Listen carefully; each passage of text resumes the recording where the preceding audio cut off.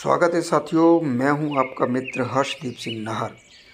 तो दोस्तों, आज हम देखेंगे कि एल्को लोकोमोटिव में जब एक लोको पायलट अपने कंट्रोल डेस्क पर बैठ कर के एक नॉच खोलते हैं तो उस नॉच के खोलने पर कैसे यह सिस्टम कार्य करता है और हमारा लोकोमोटिव नॉच खोलने से चल पड़ता है। शुरू से लेकर के अंत तक वीडियो देखिए। तो आइए शुरुआत करते हैं।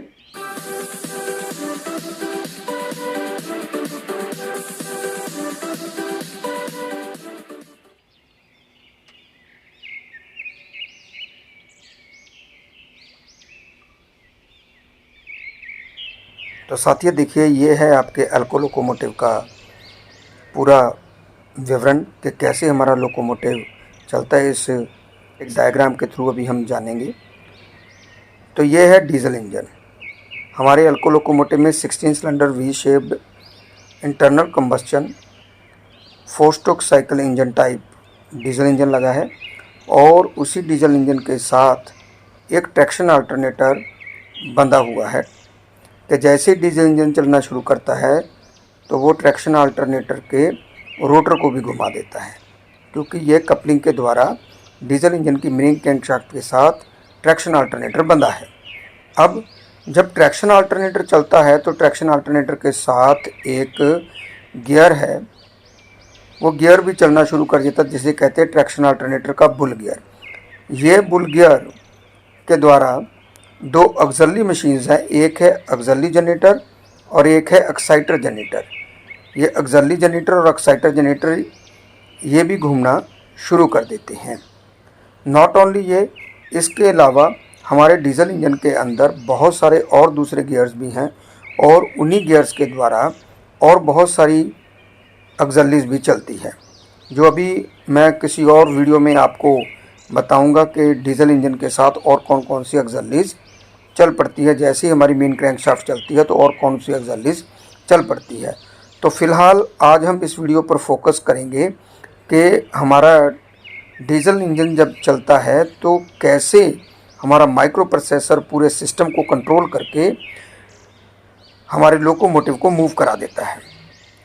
तो चलिए साथियों, शुरू से हम बात करते हैं कि एक ऑपरेटर जो कि कंट्रोल डेस्क पर बैठ कर के डीजल इंजन को क्रैंक कराने की कमांड देता है, तो हमारा micro processor control unit MEP 660 उसी कमांड के आधार पर हमारे ऑक्सिलरी जनरेटर और एक्साइटर जनरेटर को दोनों को बैटरी की सप्लाई पहुंचाता है, जिससे ये ऑक्सिलरी जनरेटर और एक्साइटर जनरेटर दोनों मोटर बन के घूमना शुरू कर देते हैं।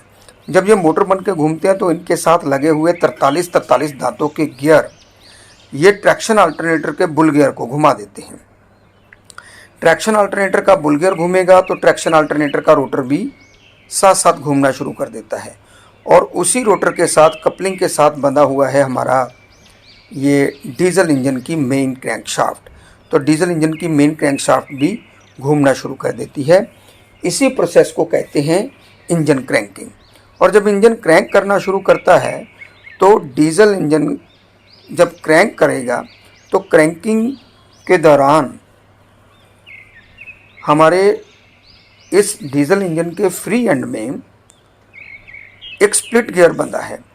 वो स्प्लिट गियर के द्वारा दो गियर और हैं, जिसे कहते हैं इंजन की लेफ़्ट साइड का कैम गियर और इंजन की राइट साइड का कैम गियर।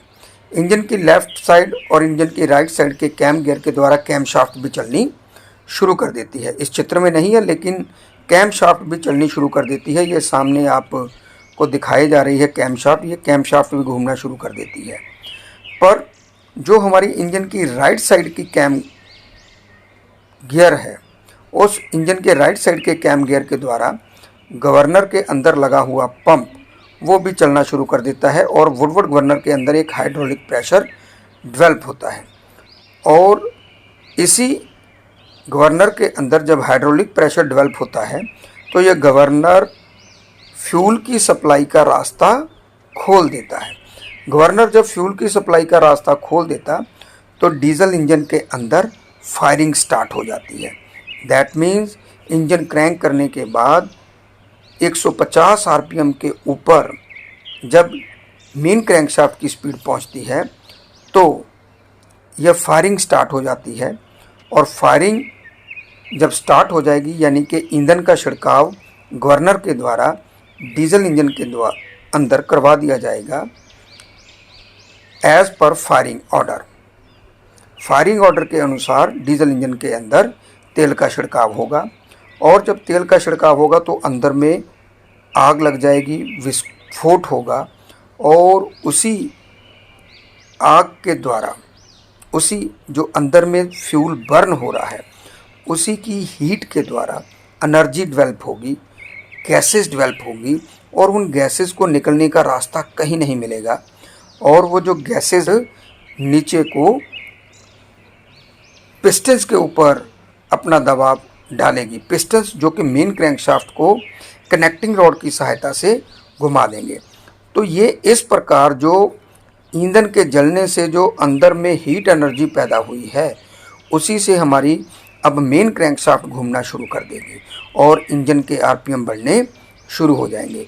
और डीजल इंजन के आरपीएम जब बढ़ जाएंगे तो इंजन की लेफ़्ट साइड का जो कैम गियर है, इंजन की लेफ़्ट साइड का कैम गियर, उसके ऊपर ESS सेंसर लगा रखा है। जैसा कि आपने मेरी पुरानी वीडियोस में देखा जिसमें कि आपको सेंसर्स के बारे में बताया गया, तो वो जो ESS सेंसर है, ESS सेंसर ये सीधे सिग्नल भेजता है हमारे माइक्रो प्रोसेसर कंट्रोल यूनिट को और माइक्रो प्रोसेसर कंट्रोल यूनिट उसी सिग्नल के आधार पर ऑक्सिलरी जनरेटर और एक्साइटर जनरेटर को बैटरी की सप्लाई जो दिलवाई जा रही थी उसको दिलवाना बंद करवा देता है। और इस प्रकार जो गवर्नर है वो गवर्नर लगातार फ्यूल की सप्लाई डीजल इंजन के अंदर भेजता रहता है और डीजल इंजन स्टार्ट बना रहता है।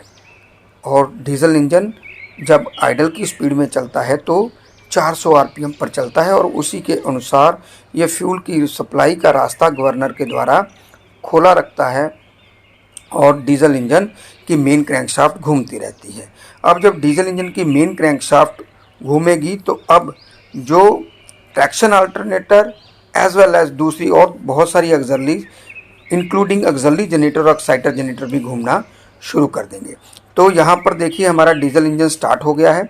अब डीजल इंजन स्टार्ट हो जाने के बाद आगे अभी हम बात करते हैं engine control system. Engine control system भी ये हमारे माइक्रो प्रोसेसर कंट्रोल यूनिट के द्वारा ही कंट्रोल किया जाता है, MEP 660 के द्वारा ही कंट्रोल किया जाता है।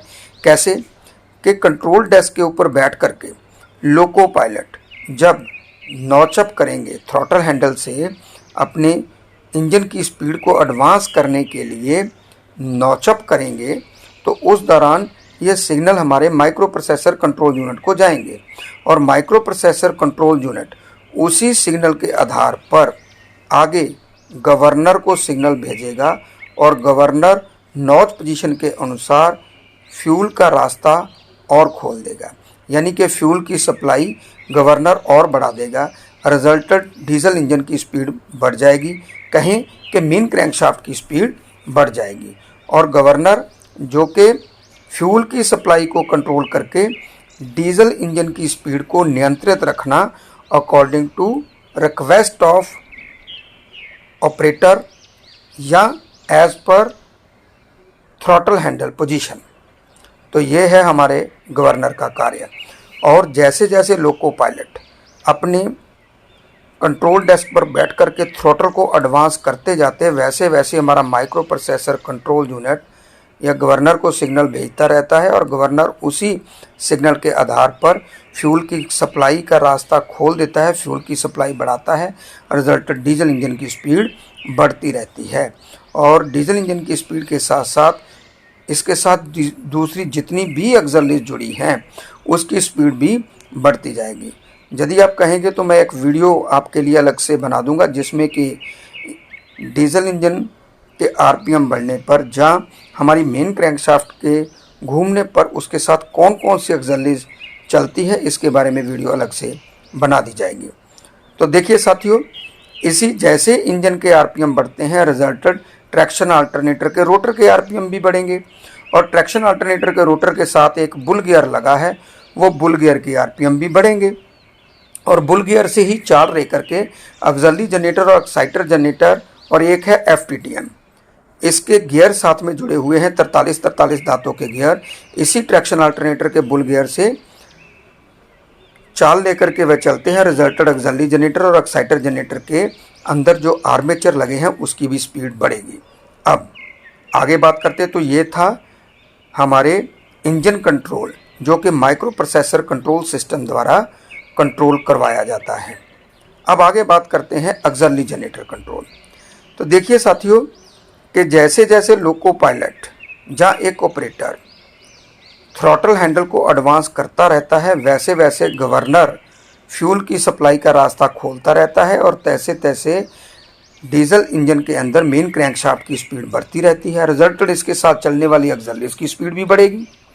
लेकिन जो ऑक्सिलरी जनरेटर एक ऐसी ऑक्सिलरी है जिसे कि इंजन के RPM चाहे कम हो या ज़्यादा हो, इसने कांस्टेंट 72 वोल्ट्स आउटपुट देनी है।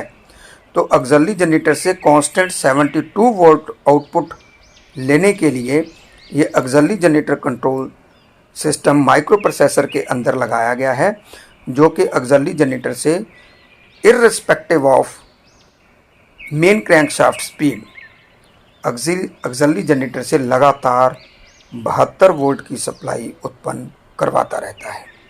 चाहे डीजल इंजन आइडल पे चल रहा हो, 2 नॉच पे, 4 नॉच पे या 8 नॉच पे चल रहा हो, लेकिन ऑक्सिलरी जनरेटर ने कांस्टेंट 72 वोल्ट की आउटपुट ही देनी है। और ये ऑक्सिलरी जनरेटर जो कांस्टेंट 72 वोल्ट की आउटपुट देता है, इसका कार्य है कि बैटरियों को चार्ज करना, लो वोल्टेज सर्किट को सप्लाई देना, कंट्रोलिंग सर्किट को सप्लाई देना, लाइटिंग सर्किट को सप्लाई देना, as well as exciter generator की फील्ड को एक्साइट करवाना as per request of operator. जब ऑपरेटर रिक्वेस्ट करेगा तब एक्साइटर जनरेटर की फील्ड को एक्साइट करवाना। तो ये ऑक्सिलरी जनरेटर का कार्य है। तो मित्रों, ये था हमारा ऑक्सिलरी जनरेटर कंट्रोल। अब हम बात करते हैं कि लोको पायलट या ऑपरेटर जब अपनी गाड़ी को मूव कराना चाहते हैं उस समय क्या होता है। तो कंट्रोल डेस्क पर बैठ करके कुछ संबंधित स्विचेस वगैरह को ऑन करने पर यह micro processor control unit exciter generator को सिग्नल भेजता है। एक PWM कार्ड है, उसी के थ्रू एक्साइटर जनरेटर की फील्ड एक्साइट होना शुरू कर देती है।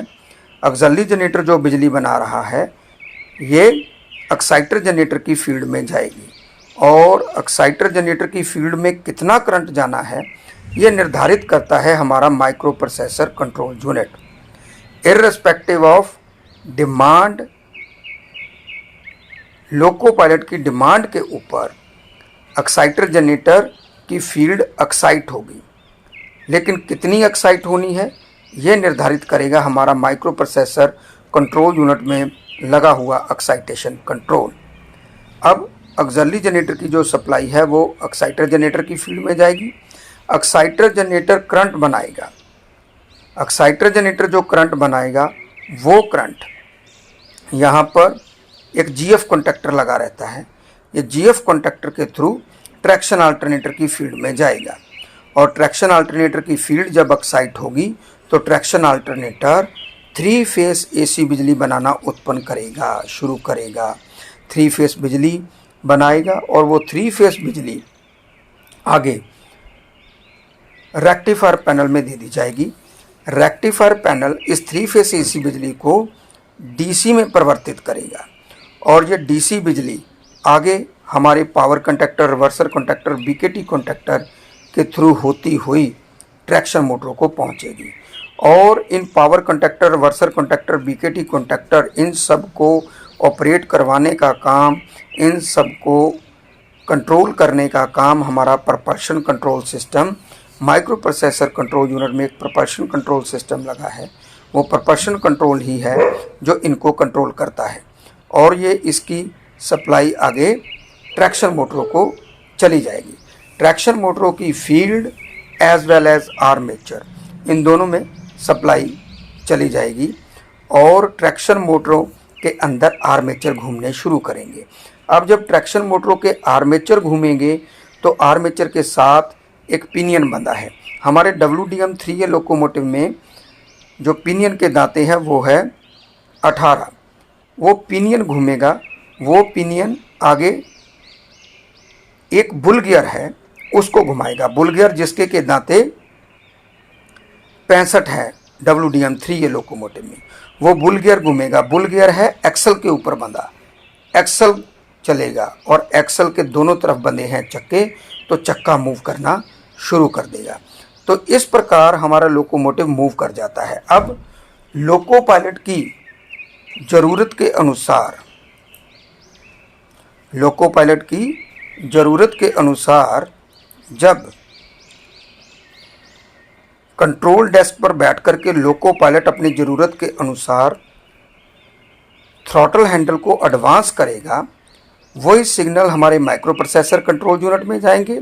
वो माइक्रो प्रोसेसर कंट्रोल यूनिट के द्वारा इंजन कंट्रोल में वो सिग्नल गवर्नर को जाएंगे। गवर्नर फ्यूल की सप्लाई का रास्ता खोल देगा। रिजल्टेड डीजल इंजन की स्पीड बढ़ जाएगी, यानी कि डीजल इंजन की मेन क्रैंकशाफ्ट की स्पीड बढ़ जाएगी और साथ साथ इसके साथ लगी हुई जितनी भी एक्सेलरीज हैं उसकी स्पीड बढ़ जाएगी। तो बात कर रहे थे हम कि नॉच खोलने पर हमारी ट्रैक्शन मोटरें तेजी गति से कैसे चलती हैं।